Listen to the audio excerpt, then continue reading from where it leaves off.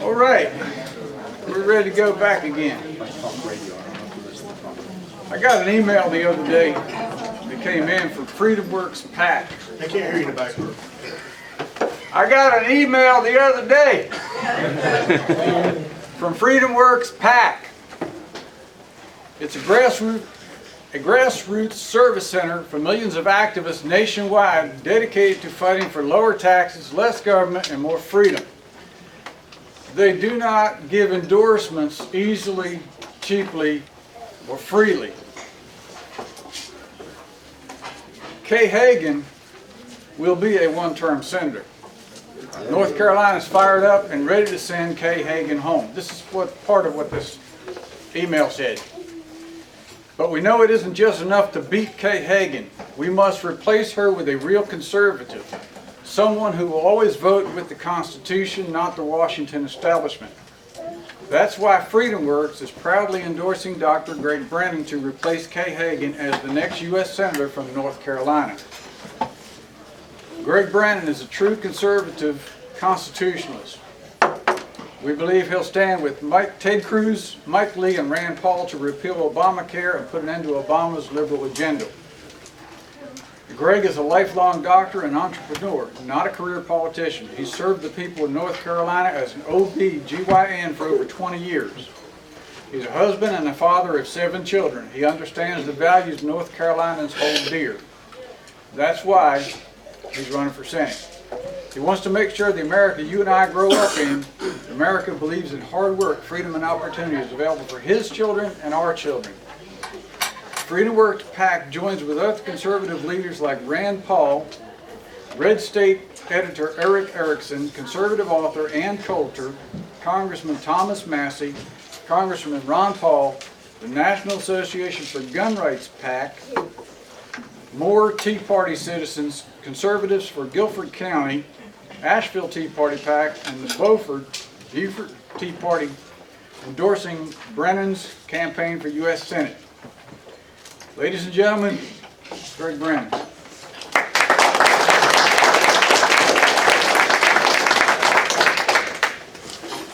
Thank you very, very much for this opportunity. The most important thing tonight is I really want to be asked questions on any topic, on anything. I'm running for an office to be an ambassador from our state. It's a job, and I believe you guys are the employers, and that's the bottom line. I believe we have the truth and we know how to use it. We understand this Constitution very clearly. The Tea Party's history is phenomenal. The true Tea Party back in 1773, the Sons of Liberty went over there and threw the tea over. A couple things happened that day. First, the Sons of Liberty got their name from 2 Corinthians 3:17. It says, the Lord is Spirit, and the Spirit of the Lord is liberty. And what was the England East Indian Company actually had 18 million extra tons of tea, and they dropped it on the colony to sell it. But they didn't actually increase the tax on that tea. They increased the tax on the tea of the competitors and lowered their price. And we said no. We understand what liberty and freedom is all about. Myself, I am a conservative my whole life. My mother had me when she was about 19 years of age. 4 years later, she had my brother. I didn't have the opportunity of a father. But she said, very, very important rules were go to school, go to church, or I'll kick your rear end. And her 2 boys had to live the American dream. I myself became an OB/GYN. My brother became an attorney. I've been married I have 26 years with my wife, almost 27. We have 7 children, 6 girls and a boy. My daughter's ages are 4, 7, 8, 17, 18, 23, and my boy's 21. I've had the honor, the last 2 little girls we adopted from China.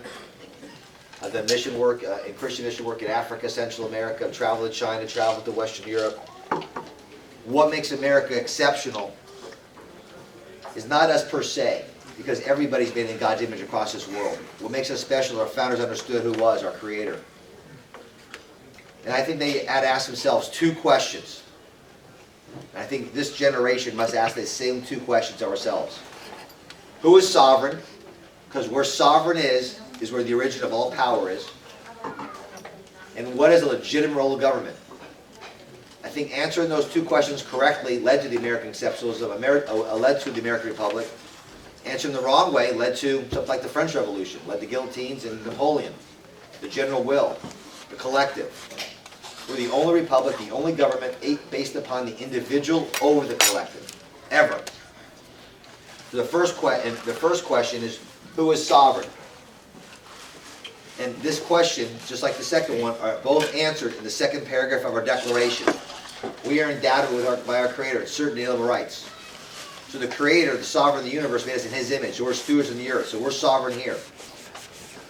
Endows with certain inalienable rights. Among those, life. Life is crucial. From the moment of conception to natural passing and everywhere in between.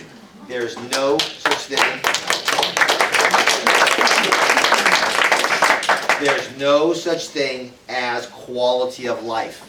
If God gives the heartbeat, before He takes it away, it's all quality. Now, also you have a state, and I'll go over Obamacare on this, that actually puts a qualification on a life. No, all life is perfect in His image.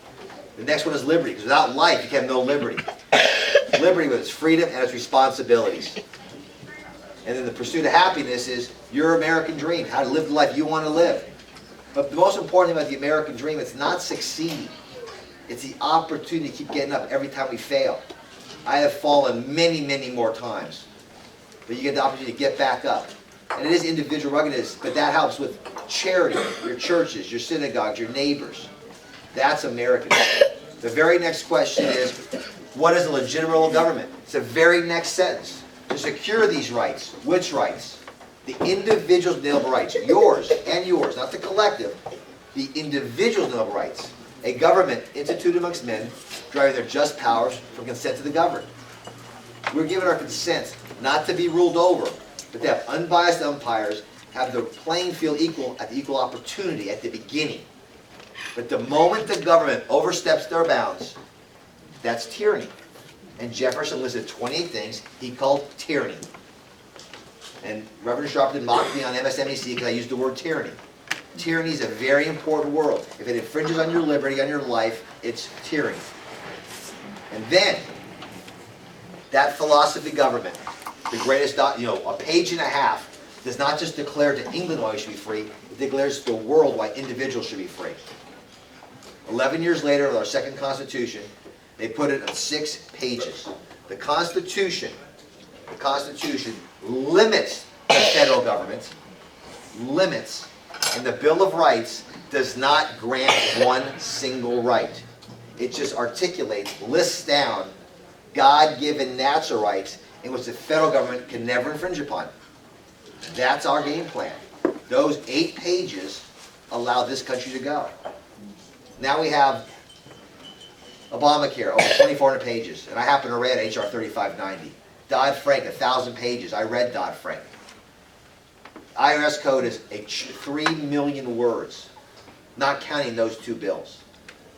So what happened? Because our country is founded upon the rule of law, not the rule of men. I'm going to go over Obamacare as an example. Again, I'm an OBGYN. I deal with this medicine every day. I understand what the sections in there. Section 6201 and 2 does have a panel of 15 people that decide who gets health care, who does not get health care. Section, the 12th title is all the section on taxes. The redistribution of wealth, according to Donald Berkowitz.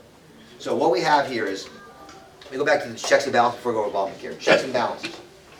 We hear about those things. The Constitution gives the legislative branch, in Article 1, Section 8, 18 functions. Now you look at the other amendments, the legislative branch has 33 functions. 33 functions. All law is in the legislative branch. The executive has 13 functions. And it's interesting, of those, he only has 1 in foreign policy that's by himself, without the advice and consent of the Senate. That's to say hello to ambassadors and ministers.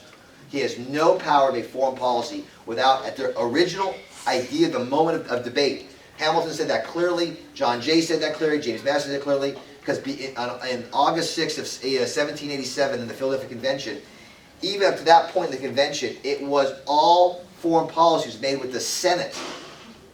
Madison put the executive in there. They debated a month on that because they wanted one voice to be polite to other people. but the actual nuts and bolts are done with the Senate and funded by the House. And then the judicial branch has 6 functions. They have 6 cases which they give their opinion on, but they have no power to enforce their opinion. That's important. Roe v. Wade, we'll go over the Fugitive Slave Act, whatever you want. They have no power to enforce. So that's the checks and balances within the horizontal part. But the most important checks and balances is the vertical. The top is the sovereign. And who is that? Look in the mirror. Look in the mirror. That's the sovereign. You, acting on your liberty, gave a little bit of your sovereignty to the state to allow you to go live a life, have protection when you're doing your job, to have roads, to have clean water. That's what we delegated to the state. To make a more perfect union, the state, acting on our behalf, gave the federal government, again, 18 functions, to make a more perfect union. And they're divided into 2 groups. The 18 functions in Article 1, Section 8 are 2 groups. Free trade and common defense. The example for free trade was they didn't want to have, say we had a product, a chair come in from England through the port of Wilmington in North Carolina. We would not put a tax on it before we shipped it to South Carolina or to Virginia. That's a free trade order. The 18th century definition word for regulate meant to make regular. Today, federal regulations, 176,122. And then defense. We wanted to have the best Navy, the best military, which is militia. We wanted to be, I believe the word you listen to Washington talk about it, Jefferson talk about it, we wanted to be meek. A meek military. What does that mean in Greek? Quietly powerful. The biggest guy in the room, the guy in the blue shirt, I'm not going to take him on. You don't have to be that way. That's us. That is how we're supposed to live. And doing that for 130 years, we built the greatest republic the world's ever seen. So today, we're being ruled by men. We have, I'll go through Obamacare as the example. We have a bill, healthcare, that Congress passed that is not enumerated. It's not there. So the president's function constitutionally is to veto it. He's supposed to be the bulk work to veto any act that's not constitutional. He basically wrote it, gave it to them, took it back and put his name on it. So the judicial branch, their function is to give their opinion if this is constitutional or not. And not George Roberts, the conservative, said, you giving your money forcibly to insurance companies is a tax. Whoa, whoa. And then after that law, the judicial branch added 2 amendments to it to make it better, and the executive branch did 2. Now they've done many more. The first sentence of the Constitution says all laws of the legislative branch. So what happened? They walked away from the oath in Article 6. Article 6 holds them accountable. The Constitution has 3 places that puts the vertical above the federal government. And I believe we're the only candidate team that's saying this. This is the Lee, the Cruz, the Pauls. That's what they're talking about. Article 6, Clause 2 says the Constitution is supreme law of the land and pursuant thereof. 9th Amendment protects the individual. The 10th Amendment protects the state. Us, Madison talked about this dual sovereignty or dual federalism. The governments, the federal government, the state government, local government, all being jealous with their powers to protect the individual will not let the others overstep their bounds.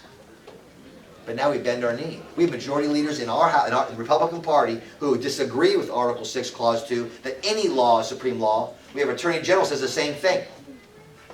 And I've asked the majority leader, I said, what if tomorrow, by executive order or Congress passes a law or the judge makes a law that you can have one-child policy in America?